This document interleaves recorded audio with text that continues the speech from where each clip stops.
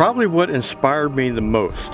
It didn't make our decision to come here, it just increased our desire to get here faster, was the movie Alone in the Wilderness with Dick Proenneke.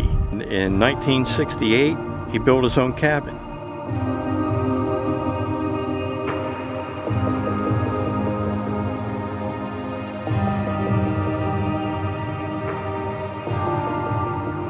I'm Doug Rudolph. I live off-grid in Anchor Point, Alaska.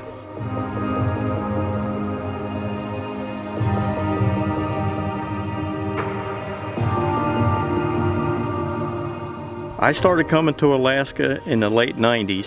I have a cousin that lives in just the next town down. He's a charter captain, and I started fishing with him, and I just absolutely fell in love with the place.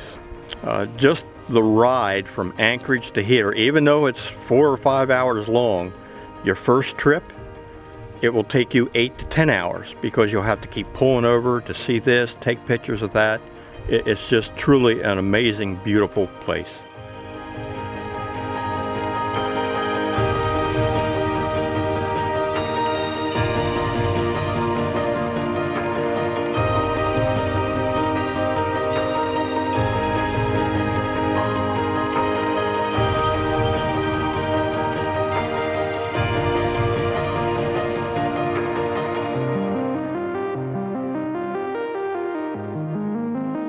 We like to live off-grid because when we lived back east, everything was electric.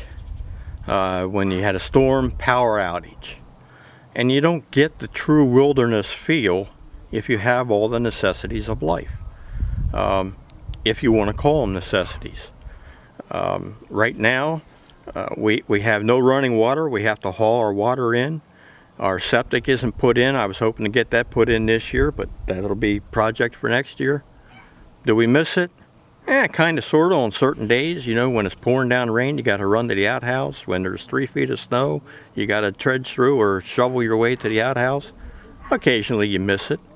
But all in all, this is the lifestyle I feel like I always wanted to live. My mama used to always tell me that I should have been born back in Daniel Boone's time. Let's see this place. I think there's no better place to start than these solar panels right behind you. So let's start there. These are 3 250-watt solar panels. They run the entire house. We do have an electric refrigerator. We have a small freezer. It does our computers. We have a television that we just stream. We can't get regular TV out here, but we can stream. And all of our lights. And a battery bank of 4. It felt like home, I think, as soon as we signed the papers at the real estate agency. Kathy and I spent probably the first week, we would come in with a chainsaw and work 6 to 8 hours a day just to clear in for the driveway so the equipment can come in. So it's very hard for me to explain the feeling that I have. But as much as we miss family back east, this, since I set foot here, it just felt like home. This is where I'm supposed to be. We move the panel as the sun rises and sets across the... Okay, so you can actually come out here and physically move it. Yeah. You do, or Doug does? I do. Come on now, Doug. I'm retired. He's retired. You're not retired yet? Not yet, Okay. no. But the sun's high in the summer, but in the wintertime it'll be lower. Okay, So can you move it a little panel. bit for us? How many times a day do you come out here and move it? Maybe twice. Oh, that's not too bad. Yeah, so as the sun comes over this way, so. Now, is that enough for you when it's winter and there's only, what, 4 hours of daylight? Yeah. Still enough? Actually, what we'll do, we have, right now it's at 60 degrees. That's for summertime. Wintertime, it'll be 90 degrees, just straight up and down. Okay. That way we get the reflection off the snow. Oh, okay. There's no snow laying on the panel itself. And is this always enough power, or do you have to do some other supplemental power? We do have a gas generator that we can work remotely from inside the house. Oh, cool. So you just push buttons and get it started. All right. And on occasion, you have to do that. Can we go see it? Sure can. There it is. Okay, okay. Nothing crazy fancy. Nope. And what we did was we installed a greenhouse fan. So it reaches a certain temperature, then Okay. it just opens those shutters, turn on the fan. This is just an insulated room. Yeah. And you can start it from in the house. Look at you. You're gonna push that button, it's gonna crank? A lot of wireless things. Okay, go.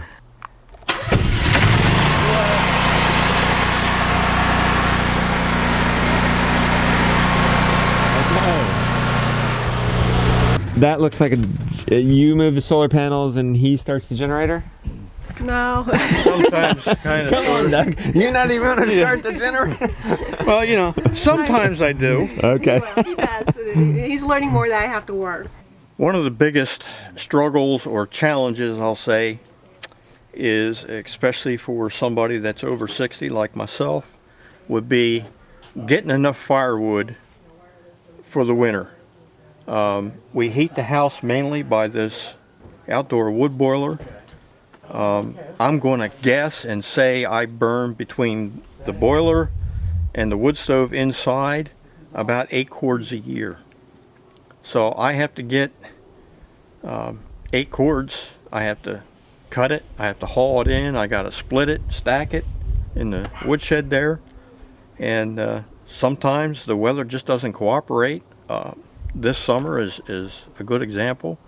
We've had like 4 weeks of nothing but rain. So anything that I have laying on the ground is soaked. I still have to get it in and get it split. At least it'll dry out some before, you know, we could have snow next month. Freeze up usually comes sometime in October. So once that wood gets wet and then it gets frozen, it's a little tough to burn. This is the control panel. In here's our pump. This both temperature of top and water and bottom of the water. Out here it's digital, so you can just come out and see what the temperature is. If we needed, right now it's just set just on wood. We can also have it that it'll actually use the fuel oil to start the fire, or we can turn it and just run on the fuel oil. It's not very efficient. It's like 60%, 67% efficient on fuel oil. It's more efficient. And typically we start the fire. This unit is big enough to run 2 of those. So we were thinking maybe if we got greenhouses, we may heat the greenhouses with it. Or if I build a shop, we can heat one of those. And how long did that take to get delivered way out here? There's actually there was a dealer in Anchorage when we bought this. Now the dealer is in Fairbanks. Okay. So well, for perspective, how far is Fairbanks from here? 12 hours of driving. And how far is Anchorage? About 5 hours of driving and so 200 miles. You got lucky. You got it while they were local. Yes. What do you want to see next? Let's hit the outhouse. Okay. He wanted to see the outhouse, Oh, yeah, of course. We're gonna see that house. I tried to convince him composting, but he wants to stay without. He's got he's got his tractor. He just digs a hole. Right, yes. That's what you do, isn't it, Doug? Yep. Okay. So do you drive the tractor, Doug? You almost gotta have it. Does Doug drive the tractor, or you got? Who does the tractor jobs? Both of us. Both, yeah. Okay. This is a backhoe case. This is where we give the meat chickens their baths and help them change their feathers. Yeah, that was a Looks like you made machine and a old snowblower. Where'd you get the plans for that? Let me get a picture of that. He's just looking at me like I'm crazy. Okay, he just There's made no his own. plans, he just built it. That's how they do here in Alaska, guys. Yeah. No plans. You just build it. You get it done. That's this is right. a You know how you homemade say just plucker. plant? Yeah. We just say just build. Just build. That's the motto of Alaska, huh? Yeah. Okay. Dang, where'd you get this huge stainless steel? A clam pot, probably. Okay. But yeah, you can Cool. put a whole chicken in there. Nice. Put a You whole could put a turkey in whole there. 8 chickens in there. Okay. You killing cones? Nice. I like this setup, Doug. Good job. A hardware store. Okay. The outhouse. Throne room of Alaska. Cool. Sunlight. Sunlight. Fancy sun-powered light. It's Get a picture of important. that. broccoli eaten by the moose. But Ah, if you don't have a fence around it, that's the what this moose is. will, yeah. Is this a good enough fence to keep the So moose far, out? we haven't had. People say they can jump it. Oh We wow. haven't had. Do you hunt the moose? I haven't hunted. Okay. And 20 a year. Beautiful garden, beautiful garden. Where's your 81-pound cabbage? it's at the greenhouse. Oh, okay. He's got them up there. Okay. He's got really big ones. He's got big ones. Well, let's see what He else. harvested them, but he didn't enter the no. Not only we have some high bush blueberries in there, we got the raspberries, we got strawberries, we've got black currant. What are these, hon? These are hassock berries. They're like a blueberry, but they're a little longer. Okay. They're good as blueberries. Okay. They go good in Alaska. What's this? This must keep the aerial predators away. The predators Does it away. work? Kind of. So far we haven't any problem. Okay. So here, you're gonna have an eagle come down and get them, aren't you? In the wind. An eagle, an We owl, have an eagle one time get our duck, and an Yeah. owl get our rabbit. and you can't do anything about that, huh? We'll keep them covered. We Justin, lock yeah. them in at night Okay. to keep them protected at night. All right. I like this. I like how you have the. It's smart to have the chickens right next to the garden because you can throw in the Yeah. garden produce to the chickens. They're making compost right here, and you have the manure from the chickens that you can feed the garden with. So So when we watched your program, we saw how you did it with putting the chickens and then planting your garden Yeah. right where the chickens Yeah. are. This is actually part of a compost pile right here. Yep. And when you need some compost, guess what? The garden's right there. Right there. You don't have to go very far. Yeah. No. It's a good setup. And potatoes grow well in Alaska. That's the easiest. I would have never known that. Huh? I would have never known that. Yeah. mhm. Look, raspberries Scallops. grow good too. Scallops. Part of that is because they're right next to the chickens, so they're getting some of this runoff, right? Yep. Yep. Exactly. And what doesn't grow good in Alaska? Fruit. Fruit. Too Fruit. cold. Fruit's Okay. impossible. Okay. Can apple trees. Strawberries, maybe. There are some. And we've been doing mean- your fermenting. the Oh, look, you're seed. fermenting your grain. That'll make it go further. So it's just Did they thank you? Yes, they do. yeah. They love that It seems stuff. like sometimes they'll eat the barley and oats, but then leave the corn, and then the opposite the next day. I don't Okay. know. But they seem to enjoy it. Well, good job, guys. Tell us about this propane system here. What's it doing? Propane right now is feeding the stove and the hot water heater. Okay. So during the summer, the hot water heater will run on propane because we're not running the wood boiler, and then we have a heat exchanger attached to the hot water heater so that it'll heat the water for us in the winter. And this is usually what it takes to go through a year. Okay. And I hang my clothes on a dryer or on a clothesline. You've got the solar powered dryer. Solar power dryer. Do Yes. you clothesline? Yes. Where's that? Out back. Okay. Kathy, how much of your own food are you growing with the garden and the chickens and the? We do most, the How deep did they meat say how comes deep? from the animals, Okay. and the veggies. Since I work at the greenhouse, I have an advantage of getting tomatoes and cucumbers from the greenhouses, and then from the garden, I've been blanching and freezing broccoli and sticking it in our freezer.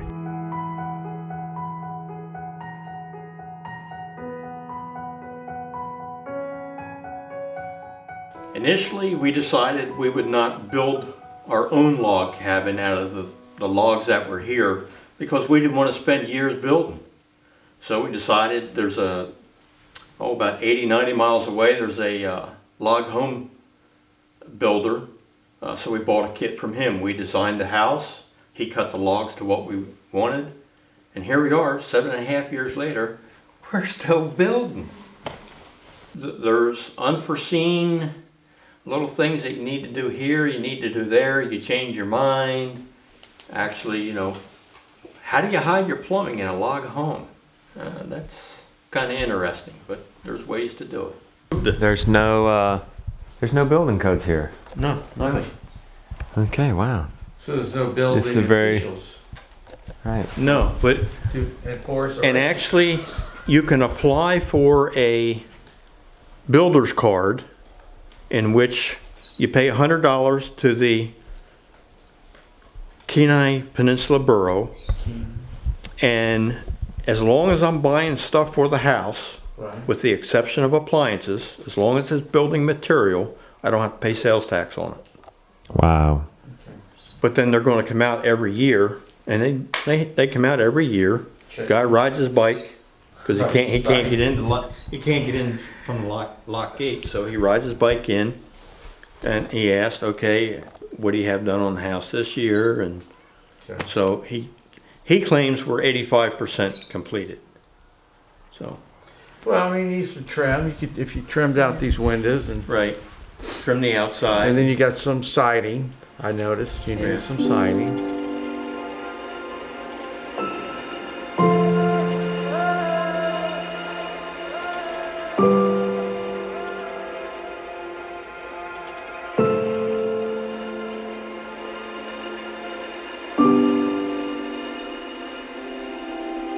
Just living here, there's many challenges.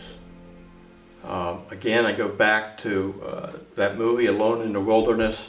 I figured if Dick Prenneke could do it in the 60s with just hand tools, well, how much simpler would it be for me with power tools, chainsaws, four-wheel drive tractor, and a wife to help.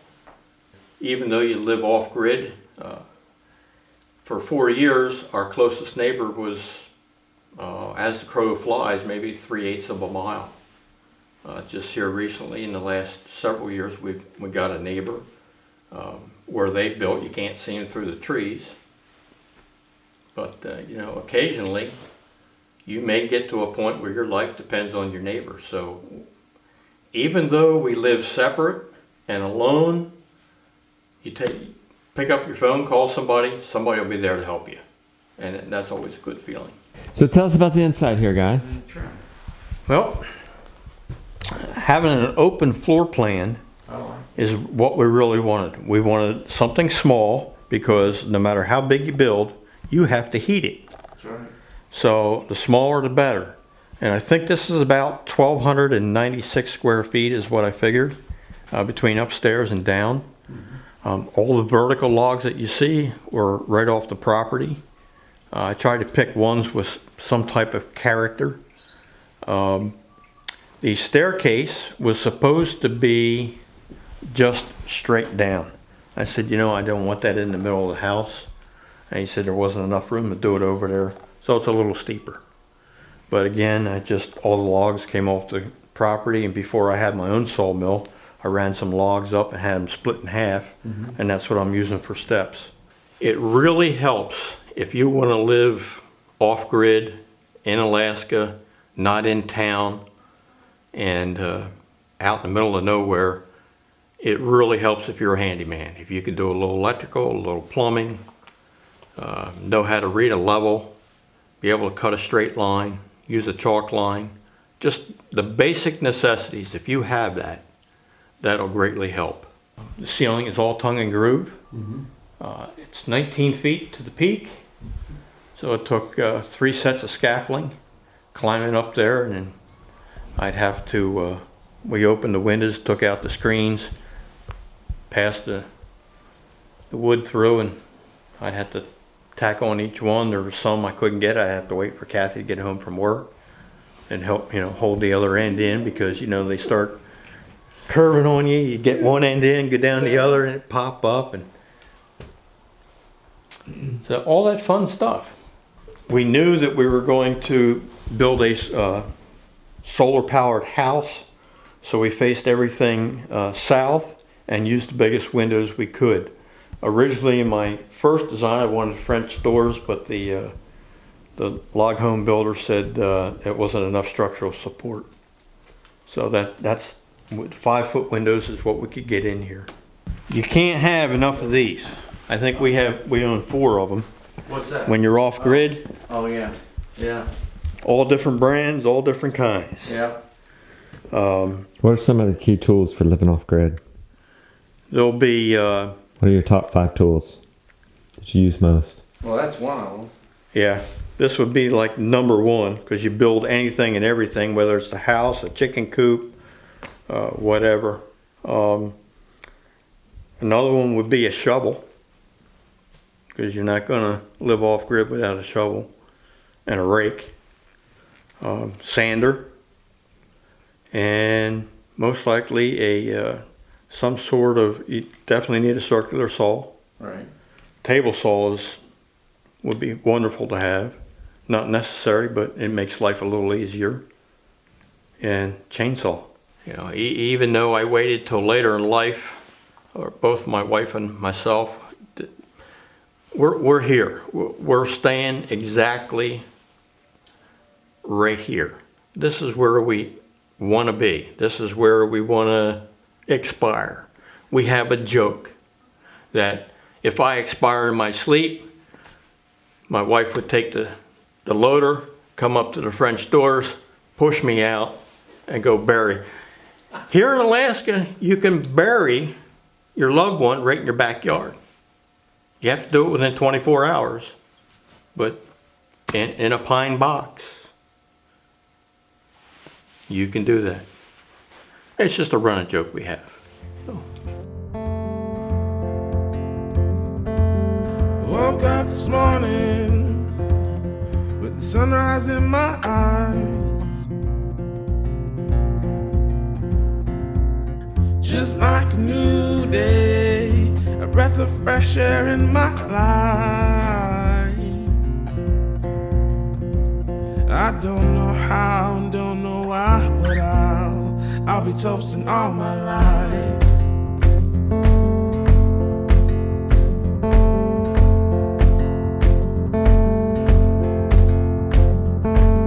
My boots and briefcase are waiting at the door.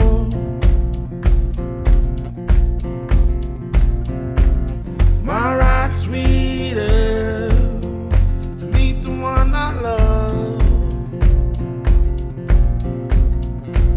I don't know how and don't know why, but I'll be toasting all my life.